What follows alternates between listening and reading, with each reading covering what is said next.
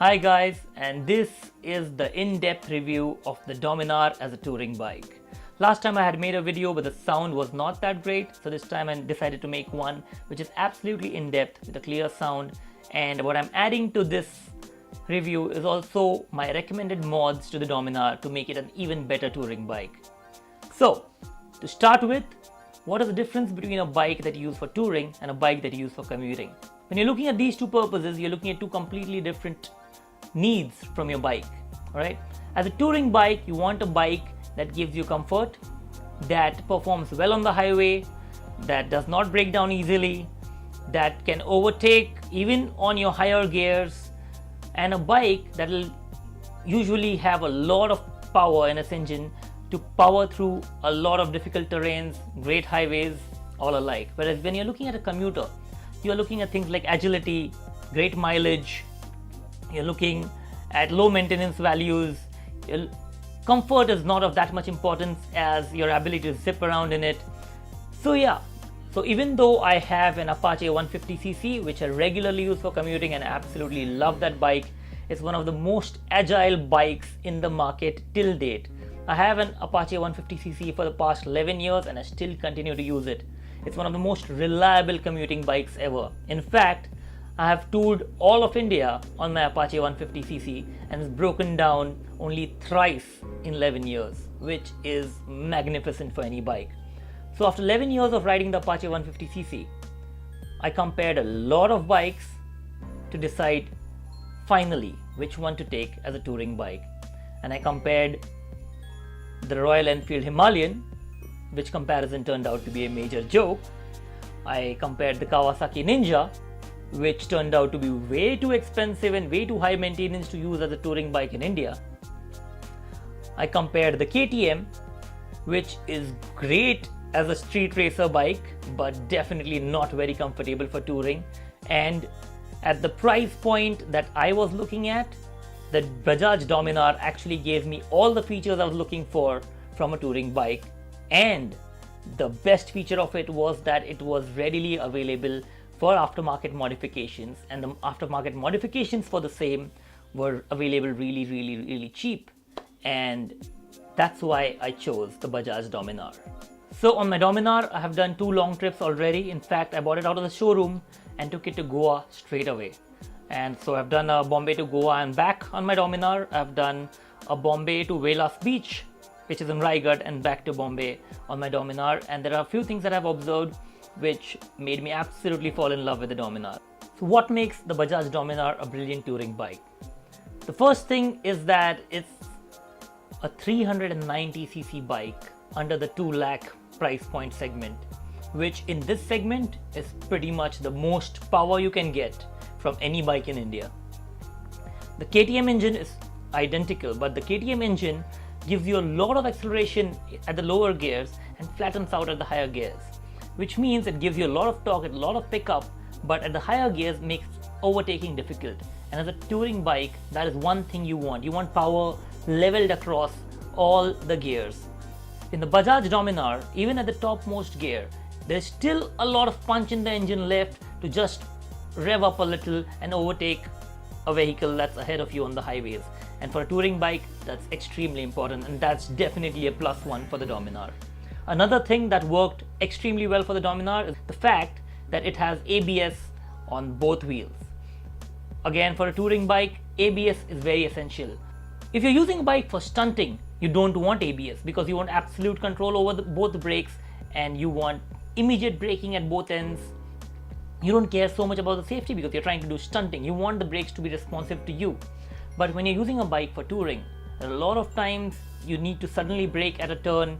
You don't want to lose control of the bike on that turn even at high speeds, which is why ABS becomes extremely essential. What ABS does is, even on a turn, if you're constantly braking, it automates the braking in such a way that your turning is not affected.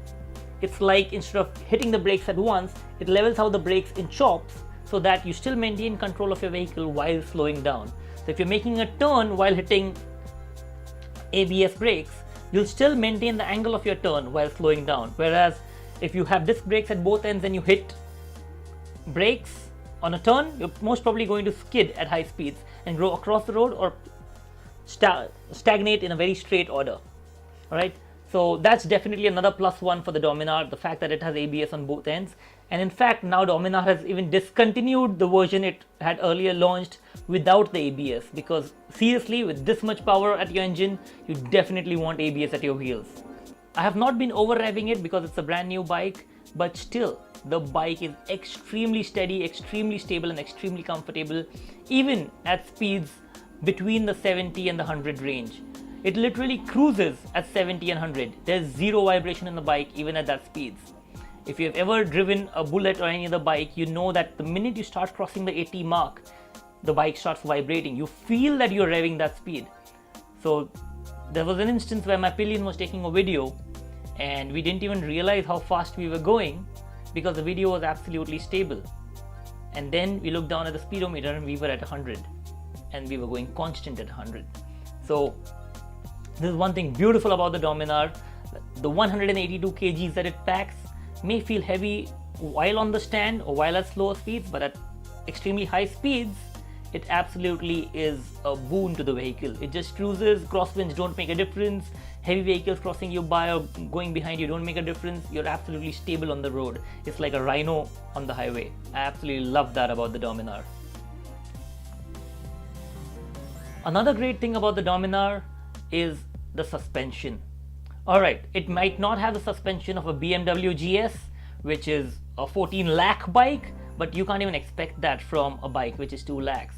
But in this price point, it's pretty much the best suspension a bike can have. Literally gliding over speed breakers, ditches, everything without too much damage at all. The riding position in the Dominar is very balanced.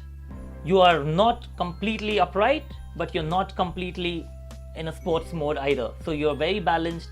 It's a compromise between the two, which can be sorted out by adding a few handlebar risers for the Dominar to make your position a little more upright so that it's a little more comfortable for longer rides.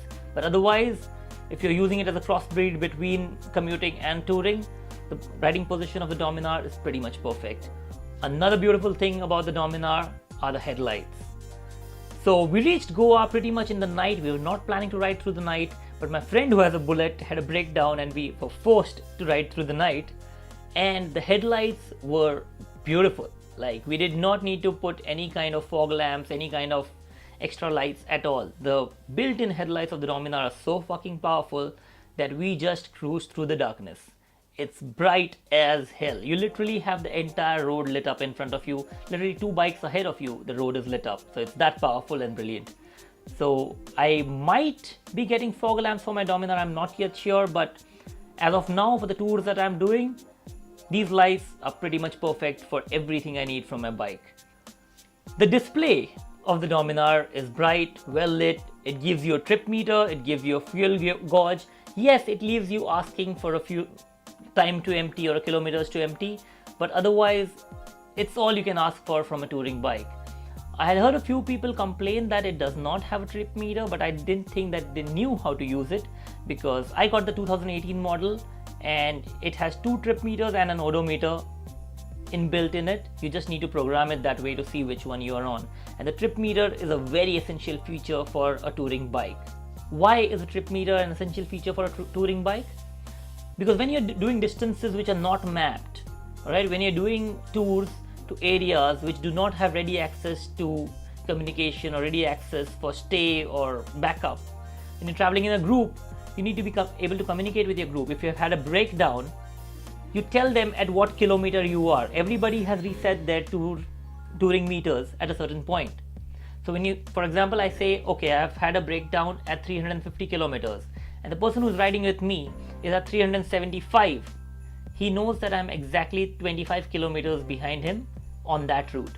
So he just has to backtrack 25 meters, find me, and then we again reset the trip meters to 0 and move on.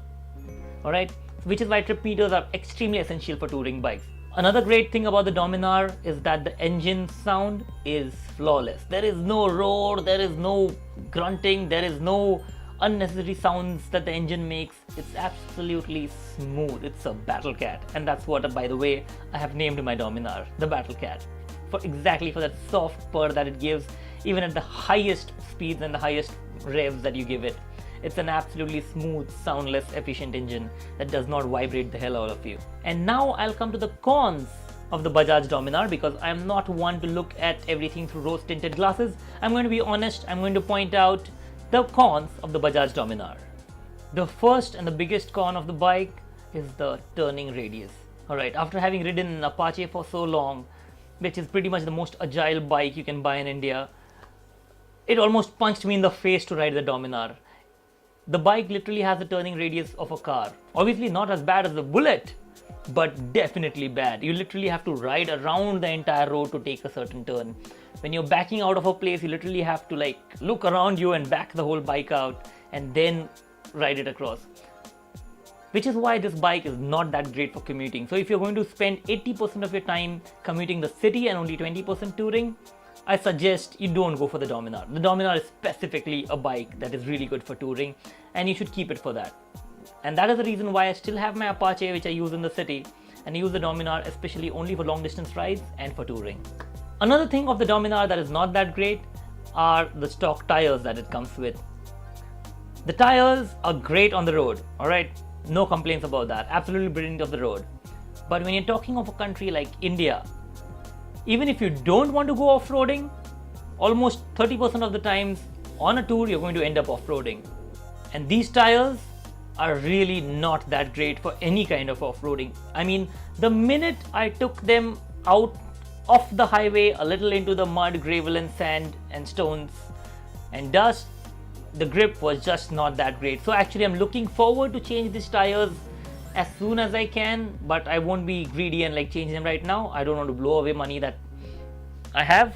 So I'm going to pace it out, wear out these tires, and yeah, really look forward to the time that I can finally change them to something that gives me more of a balance for off-road and on-road for this bike. Another thing that does not really work for the Dominar is the fact that it's a touring bike that does not have a main stand. I mean, what were you guys thinking? What were the guys who made the Bajaj Dominar thinking? So, when you're doing long tours, a lot of times you do not find a place to stay. You get too late to get somewhere. Some people have a breakdown. There are a lot of things that can happen on a tour. So, at times you just want to put your bike on the main stand, roll up your sleeping bag on your bike itself and like sleep on the bike if you're a tiny person. Like, I'm tiny, I'm 5'7", and I have slept on my bike. I've slept on the Apache so many times, and that's only possible if you have the main stand. And anybody who's done long tours will tell you this. There are times where you just need to put it on the main stand and like take a short nap on the bike or just rest it out. And I don't know why the Bajaj Dominar does not have a main stand. Like, what are we trying to do? Save 500 rupees? That's ridiculous. I hope the next versions that they get a main stand for the Bajaj Dominar. Unless they're making it for people who tour like tourists, which is lame.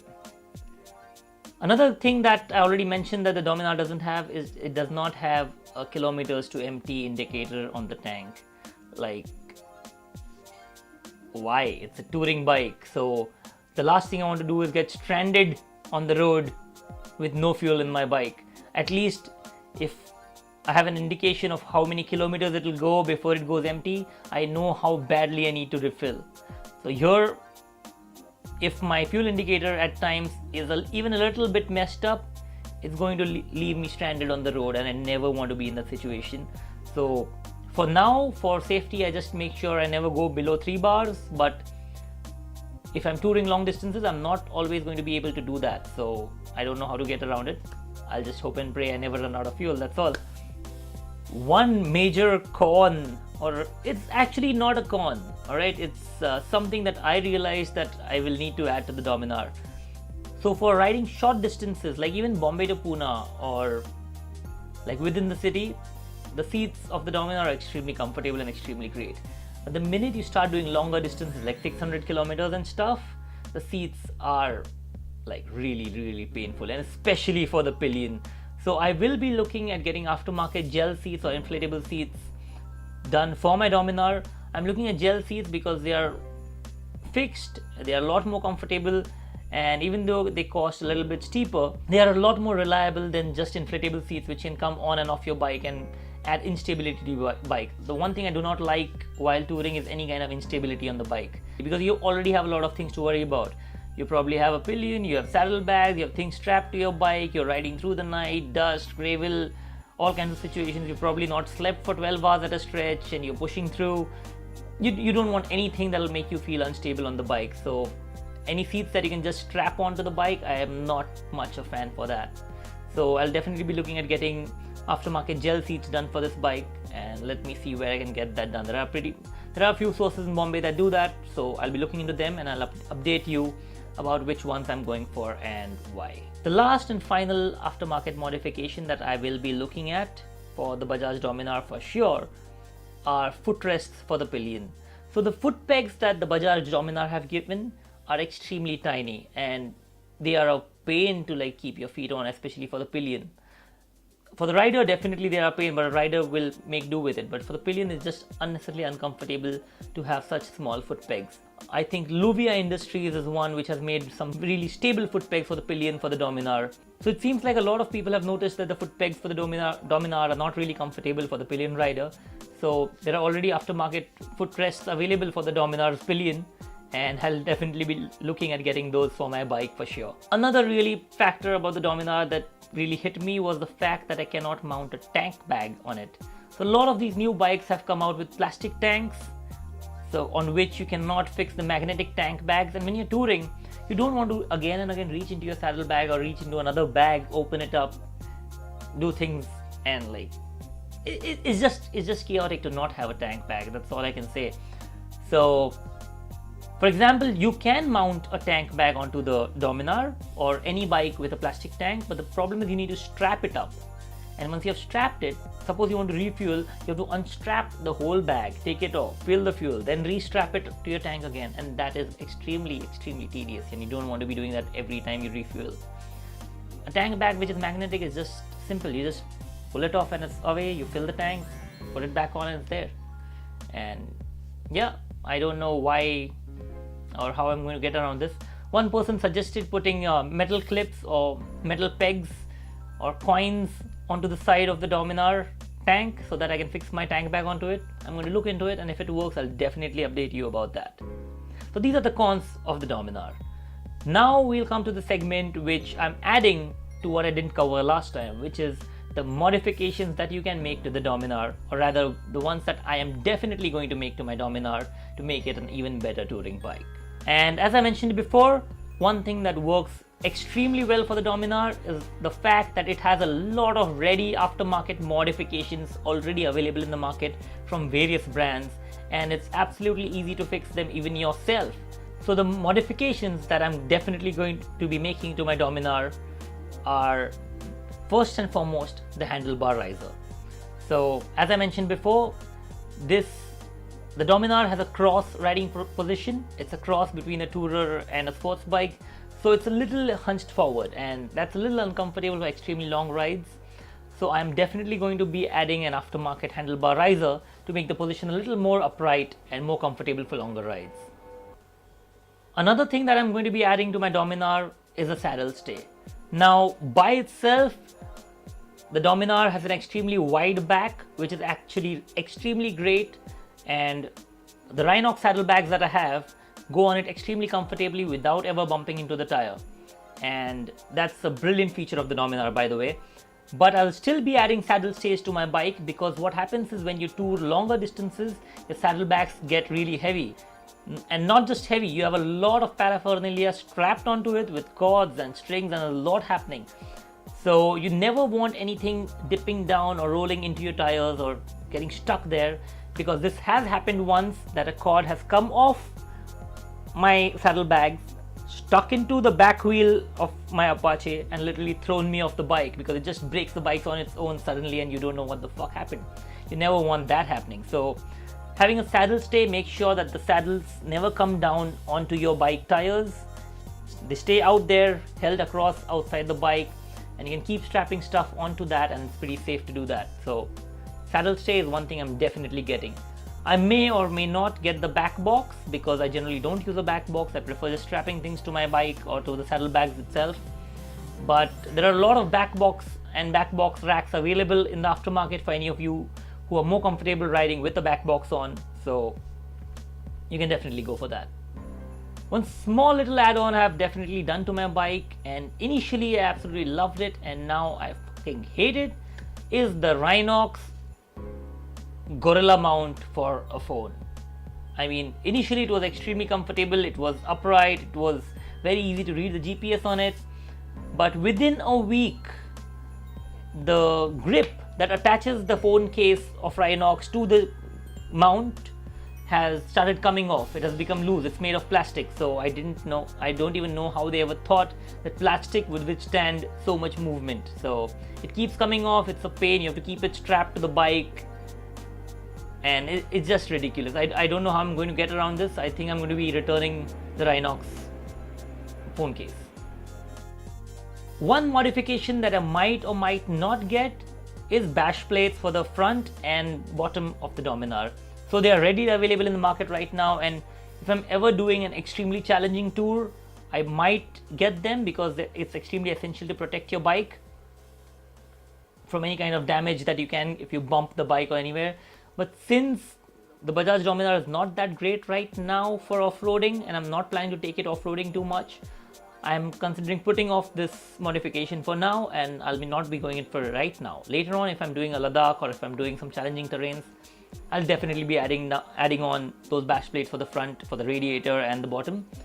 And one modification which I was thinking of getting but now I'm not going to get is the crash guard, because I've had a lot of friends review the same for me and a lot of them have had bad experiences with it. So unless Bajaj itself comes out with a really wider and stable crash guard for the bike, I'm not going to get one from the aftermarket, because the aftermarket ones have broken, snapped, come off, not been onto the bike really well. So I don't trust those brands to make anything which is really stable for a 182 kg powerful bike. So I'm just going to leave that away for now and just hope Bajaj Dominar itself comes out with a really good crash guard for the bike, which offers a little more protection around the bike and around the chassis, especially for long distance touring. And that's about it. That is my in-depth review of the Bajaj Dominar as a touring bike. I hope you guys liked it. I hope you guys enjoyed it. And as I go ahead on my tours and my travels and make modifications to this bike, I will be sharing my reviews and my opinions and my experiences with you guys. I hope we all have fun touring on our Bajaj Dominars and our bikes. Whichever bike you ride on, you're always free to join me, and I hope we all ride together someday. I'm Pushkraj Shirke, and this is Project Battlefit Plus. See you around. If you know anybody who is into touring or is considering buying the Bajaj Dominar or is confused about which bike to buy for touring, make sure you share this video with them. Maybe it helps them out, maybe not. If it helped you, please do comment and let me know if it helped you. It'll be great to know what you think about it. Thank you guys.